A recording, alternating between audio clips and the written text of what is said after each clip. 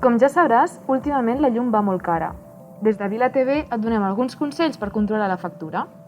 El primer que hem de tenir en compte és que el teu pis és completament elèctric i, per tant, els trams horaris de la llum t'interessen.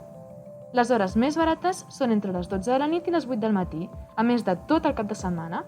Aprofita-les per fer servir els electrodomèstics que més consumeixen, com els calefactors o el termo d'aigua calenta.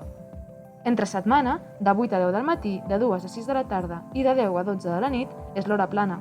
Són bones hores per cuinar o netejar els plats. Per últim, tenim l'hora punta, el tram més car, de 10 a 2 i de 6 a 10, també només entre setmana. És important aprofitar els trams horaris. Segons l'hora del dia, els preus de l'energia poden oscil·lar molt i la tarifa de l'hora punta pot arribar a costar el doble que la vall. El preu real de la llum canvia cada hora i puntualment pot no seguir aquest model.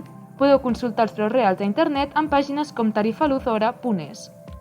Ara que sabem quan ens interessa gastar menys energia, parlem de com podem estalviar-ne quan més ens interessa. On més electricitat gastem és en escalfar el pis. Optimitzar la calefacció és molt senzill i pot estalviar-nos molts quilowatts. Aprofitem l'escalfor del sol. Puja les persianes pel matí i baixa-les quan es fa fosc per escalfar el pis amb el sol i evitar que s'escapi la calor per la nit. Per estar còmodes no cal tenir la calefacció al màxim. Si t'abrigues una mica més quan estàs al pis, podràs baixar la potència i consumir menys. L'aigua calenta és el següent gran consumidor. Per estalviar en aquest aspecte, el millor que podem fer és tan fàcil com tenir cura de gastar-ne menys. No t'encantis de la dutxa i tanca l'aixeta mentre ensabones els plats.